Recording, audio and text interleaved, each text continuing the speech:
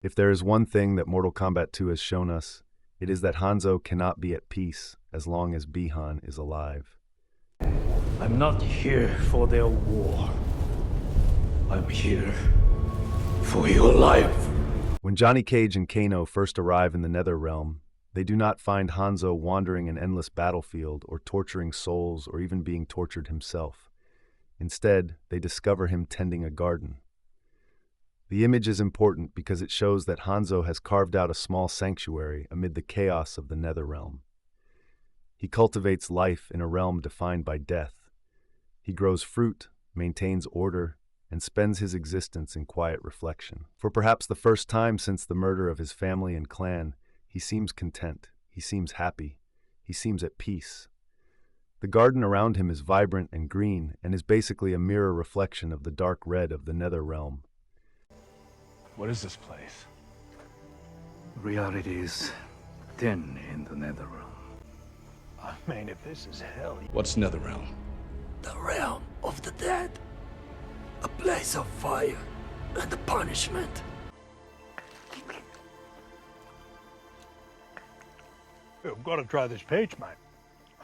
The garden represents much more than a hobby. It is a symbol of reconstruction. Hanzo's entire life was defined by destruction, the destruction of his clan, his family, his humanity, and eventually his own soul. By creating and nurturing a garden, he performs the opposite act. He cultivates rather than destroys. He builds rather than avenges. The garden is physical evidence that he has learned to coexist with his trauma. Yet the scene also suggests that this peace is artificial. The Netherrealm has not changed. Hell remains hell. The Inferno still exists beneath the surface. Hanzo has simply constructed a small island of tranquility within it. He seemingly has put behind him his rage and vengeance, but the peace he experiences is not true healing, but careful containment. He has not conquered his rage. He has merely placed it behind walls. The moment Kano reveals that Bihan is alive, those walls collapse. The illusion of peace and contentment disappears. Bihan's alive. Killed your whole family.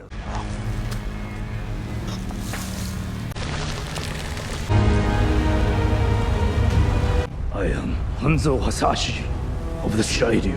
As the conversation unfolds, the garden begins to burn away. The pleasant illusion vanishes, exposing the true landscape of the Netherrealm, a realm of fire, torment, and endless darkness. This visual transformation mirrors Hanzo's psychological state. The garden was not merely his environment, it was an extension of his mind. When Hanzo believed Bihan was dead, he could maintain the illusion of peace. The knowledge that his family's killer still lives instantly resurrects the hatred he had buried. The destruction of the garden suggests that Hanzo's recovery was built upon a condition rather than acceptance.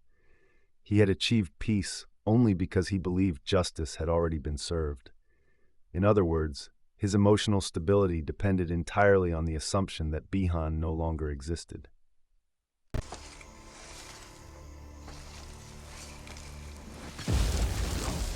It is a place where nightmares walk and hunt. But dreams can be harnessed too. In this movie, Hanzo's still there, but only in Netherrealm.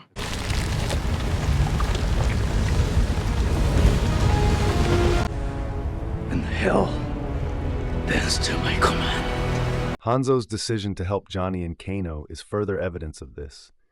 He does not aid them out of loyalty to Earthrealm. He does not help because Raiden requested it, nor does he appear interested in the amulet or anything to do with saving the world. His motivation is intensely personal.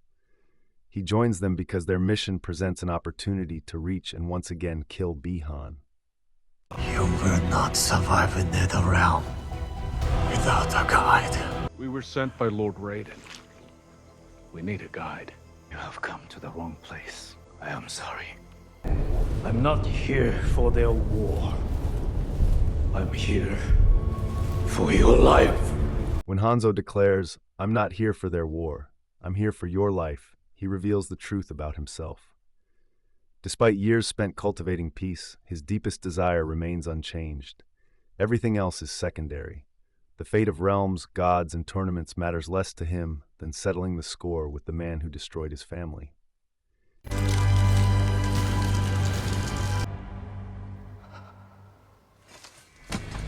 This also shows the difference between Hanzo and Johnny Cage. Johnny finally decides to put his life on the line and enters the Netherrealm as part of a mission larger than himself, even if he may never return. Hanzo enters the conflict for reasons entirely rooted in the past.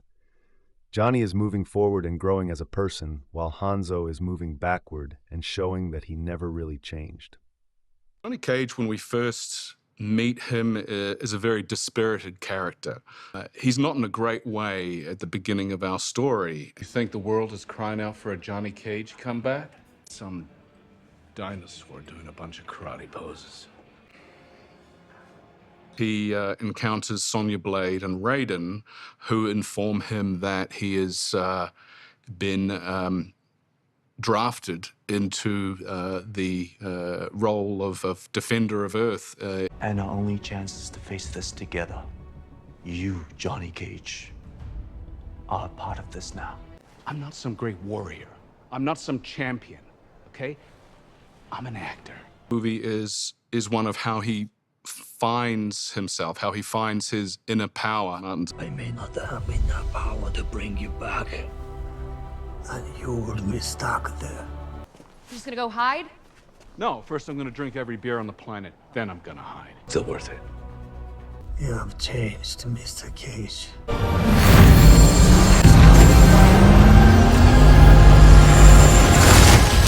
The confrontation with Bihan further highlights Hanzo's inability to escape his history.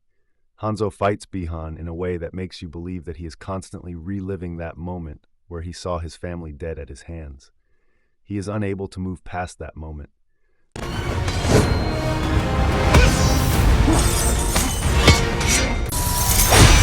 Get over here!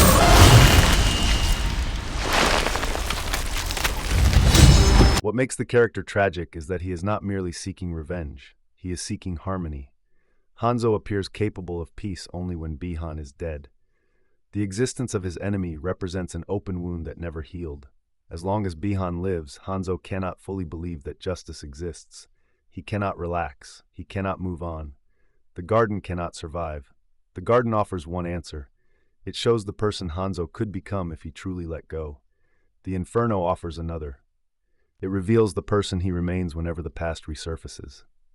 Facing unimaginable loss and finding peace on the other side. Mortal Kombat II showed us that Hanzo is a man caught between these two states. He longs for peace and demonstrates that he is capable of creating it, even in hell itself. Yet his peace is conditional, dependent on the belief that the source of his pain has been erased. The moment Bihan returns, the illusion burns away.